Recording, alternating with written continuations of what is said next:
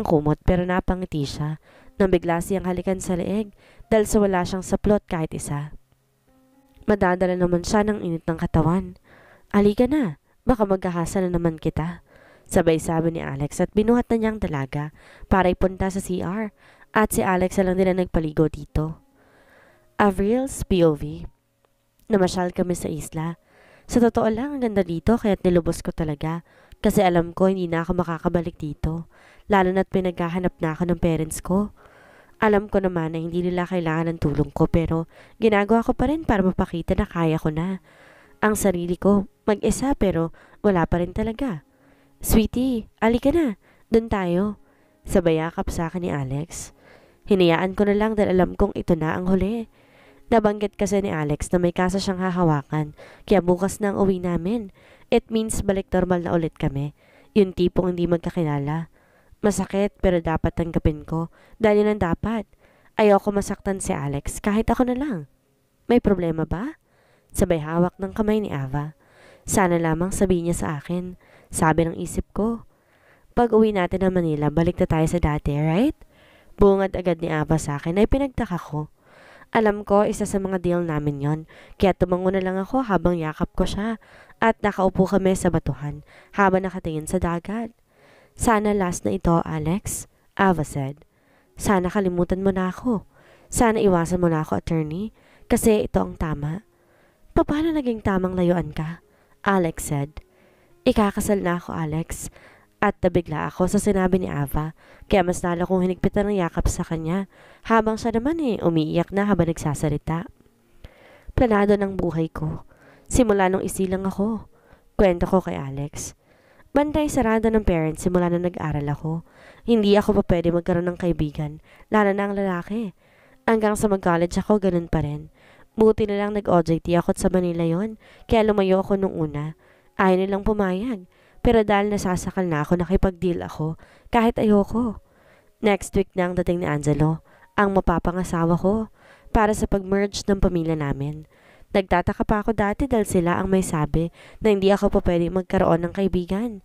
Pero laking gulat ko nang bigla, sumulpot si Angelo sa amin at pinipilit akong kilalanin namin ang isa't isa. Mabait siya at funny. Naging friends kami as in close friends at pagka-graduate ko noon. Tsaka ako lang nalaman na siya palang ipapakasal sa akin. Nag-uusap nga kami about sa marriage na yan. Gumawa ako ng paraan para makalis sa poder ng parents ko dahil kay Angelo, dahil bigla siya nag-iba.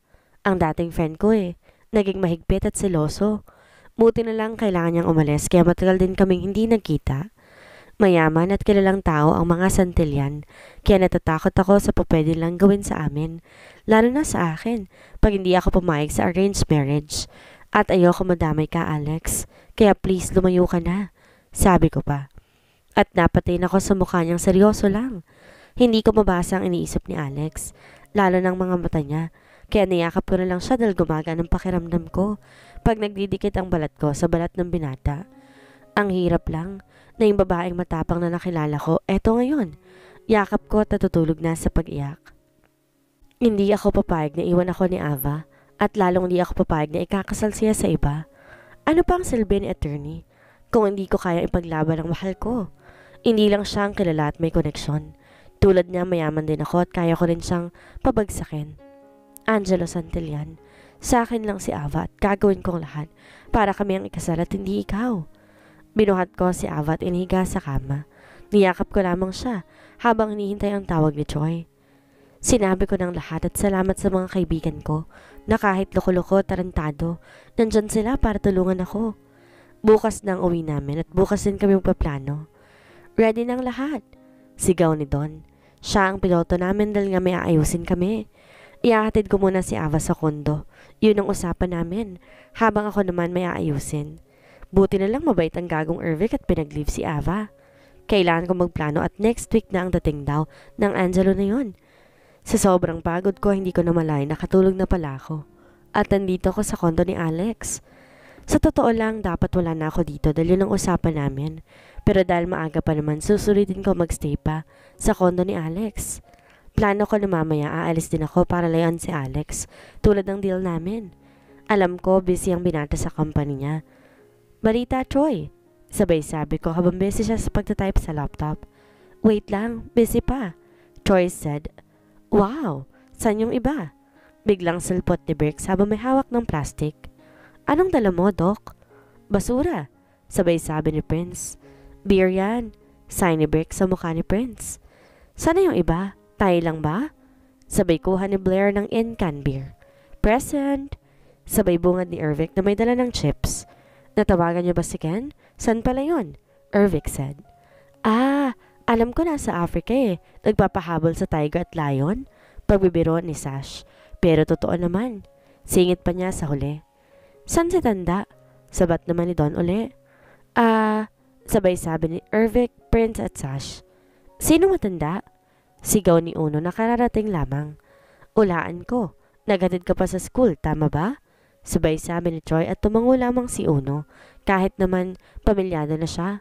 Basta may problemang isa, tutulong pa rin siya. Buti na lang mabait at paraintindi si Mrs. Vasquez, kaya't ang swerte ni Tandang Uno. Singit ni Don na kinatawa na lang nila. Nagplano kami at nag-search kung gaano ka-impluwensya si Angelo. Bukod pala sa business na meron sila, na legal, meron din siyang illegal na gawain at siya pala nagbebenta at isa sa mga may pabrika ng droga na talamak sa bars at casino ngayon.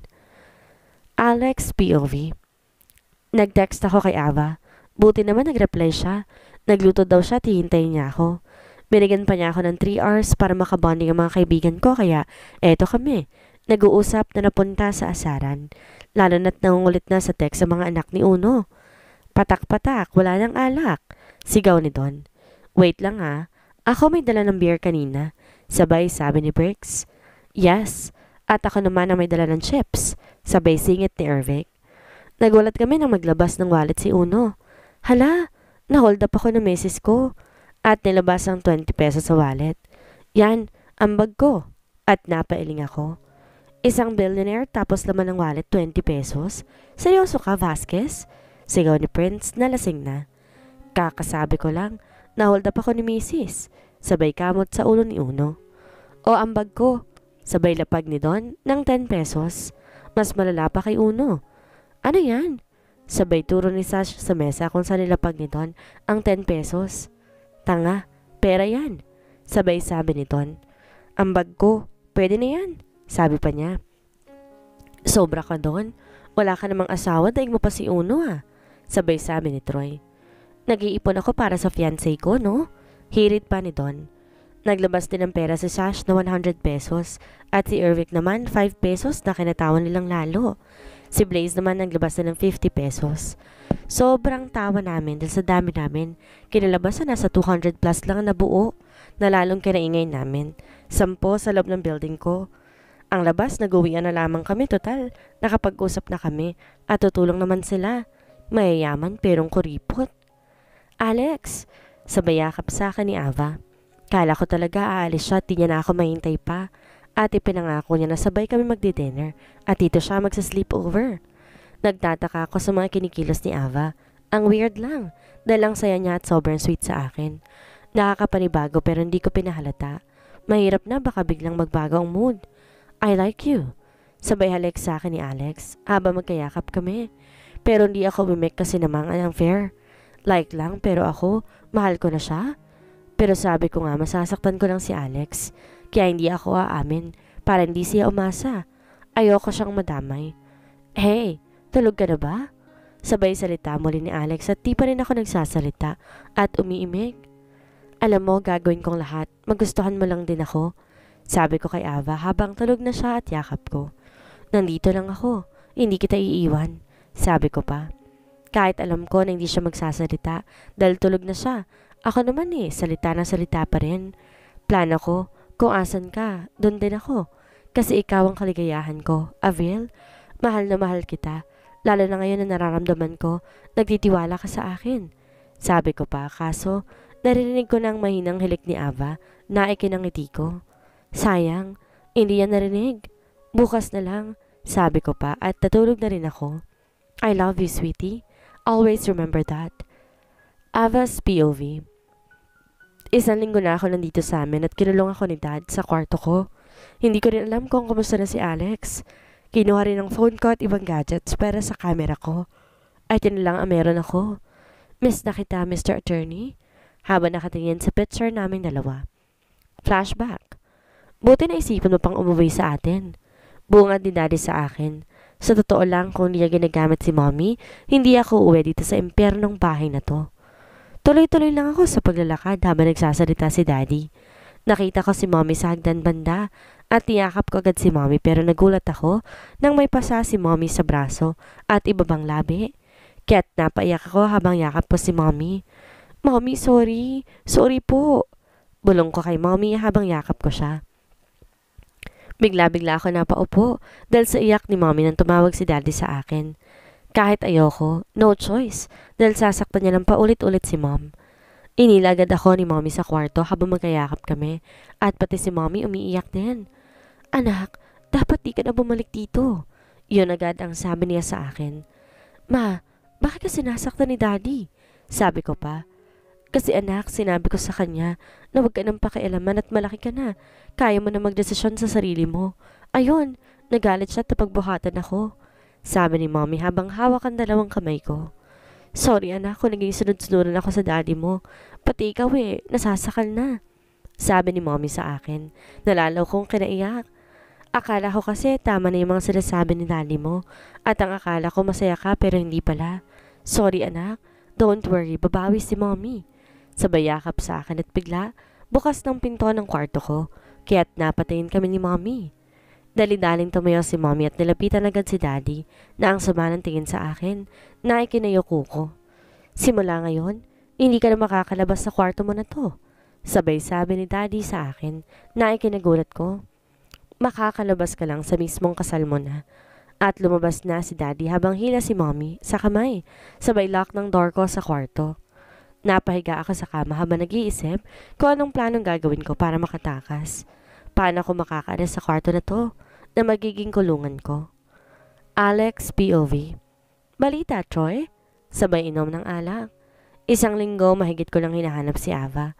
Nagpunta na rin ako sa kanila kaso wala din daw doon. Chinek ko ang mga CCTV sa loob at labas ng bansa pero clear na nandito lang si Ava sa Pinas at hindi siya nakaalis. Pati hinakaw ang cellphone niya. Wala namang text or call. Ang last naka-text niya ang number ng daddy niya pero ang nireply niya is si Tamara at ang nag-iisang kaibigan niya. Bukod kay Miss Sarah. Anong plano mo, tol? Uno said. Wait. Bakit ka nandito? Dapat nag-aayos ka ng wedding mo, diba? Pag-iiba ko ng usapan. Yes. Pati alam kong kailangan mo ng tulong, pare. Kaya nandito ako. At tumango na lamang ako. Sabay taas ng in-can beer. Wow, Alex, welcome playboy. Sabay hirit pa ni Bricks. Susunod ka na sa yapak ni Tandang Uno. Sabay tawa nila ng mga kaibigan niya pero hindi na lang niya pinansin. Nako, bukod kay Uno at Alex, sino kayang susunod sa grupo natin? Sabay sabi ni Ton. Pag nagkataon, iilan na lang ang single sa atin. Hirit naman ni Ervic na kararating lang sa loob ng kondo ni Alex pero walang umimik. At nagkatingin na lang si Uno at Alex. Napaghalata na takot magsipag-asawa. Singit naman ni Prince. Nabisi rin sa cellphone niya. Sabay tawa. Nagising akong mabigat ang pakiramdam. Buti na lang di ko kailangan bumangon dahil simula nung kinulong ako dito sa kwarto nila, sila na nagdala ng pagkain ko. Kaya kahit alam ko nagbigay na sa akin ng breakfast, di agad ako bumangon. Ang sarap lang kasing matulog sa isip-isip ko. Naririnig ko ang sara at bukas ng kwarto ko pero hindi pa rin ako bumabangon sa kama. Nang medyo kumalaman tiyan ko at saka lang ako bumangon para kumain. Sa totoo lang sa ilang linggo ako dito sa bahay namin, ngayon lang ako naging maganang kumain. Nang may kumatok sa labas ng kwarto ko at bumukas yun. Hindi ako nag-aksaya ng panahon na lumingon sa likod ko at dire-diretso lang ako sa pagkain habang papalapit ang bawat yapak sa likod ko. You miss me? Yun agad ang narinig ko at nasa harap na ng mesang maliit ang nagsalita sa akin. Kaya nag-angat ako ng ulo para tingnan kung sino ang nagsalita sa harap ko. Angelo? Yun lang ang naisagot ko habang nakatitig sa lalaking ngiti-ngiti sa akin. Troy's POV. Natutuwa ako sa iyo, attorney, dahil hindi ka mapakali. Pangasar ko pa kay Alex. Gago? Sige nga, ikaw ba matutuwa kung babae mahal mo ikakasal na at hindi sa akin? Sa iba pa? Sige nga. Sabay palo ko sa mesa dito sa office ko. So, may maitutulong ba kami? Singit naman ni Sash. Nakakauwi lang galing Spain. Inlababong isang playboy ah. Ang tanong, alam ba ni Ava? Ervic said. Katahimikan ang bumalat sa loob ng office ni Alex. So Mr. Playboy, hindi alam ni Ava na mahal mo siya? Sabay bunga ni Troy sa akin na kinatahimik ko. Sa pool si Mr. Attorney. Sabat ni Bricks habang umiiling pa. Kadawagan ang di umamin sa taang mahal mo. Sabat ni Blair. God, huwag mong sabihin di talaga kayo. Ano yon, lokohan? Tapos sasabihin mo mahal mo? Isa kang malaking gunggong. Sigaw naman ni Uno na kadarating lamang din. Problema yan, Alex. Sabay kamot sa batok ni Troy habang nagtatype sa laptop. Isang beses kong nakausap yung Tamara na friend niya, pero wala siya dito sa Pinas ngayon at nasa Australia para sa business. Sabi ni Ken na nagpakita rin. Balitaan niyo na lang ako. Sabay tayo ni Don at susunduin ko ang fiancé ko. May date kami ni Brittany, my loves. Sabay appear sa mga kaibigan niya. Naku, i-score ka lang eh. Pang-asar ni Bricks kay Don nang umisi lang at nagmamadali ng umalis. Buti pa si Don. Susunod na rin sa yapak ni Uno. Pang-asar naman ni Ervic.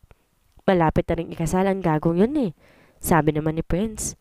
Pero nagulat ako nang biglang tumahimik si Troy sa tuwing binabanggit ang name ng fiancé ni Don.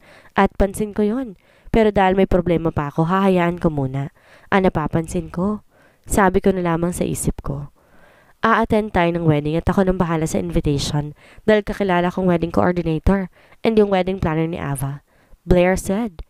So yun na nga ang plano. Anong next step? Pag nandun na, sabay sabi ni Uno. Kukunin ulit natin si Ava. Sabi ko sa kanila na ikinagulat nila. Ibabalik ko lang si Ava pagkasal na kami at magkakabibi na. Desperado kong sabi sa kanila na halata sa mukha nila ang gulat. Pero hindi naman sila nagsasalita sa mga sinabi ko. Kaya tumahimik na lang ako at ganun din sila. 3 days from now, wedding na niya. Sabi ko pa. Hoy Alex, seryoso ka? Naturing ang attorney ka at alam mong batas. Pero mukhang di gumagana ang utak mo ah. Sabi ni Ken. At tahimik lang ako habang nakatingin lang sila sa akin.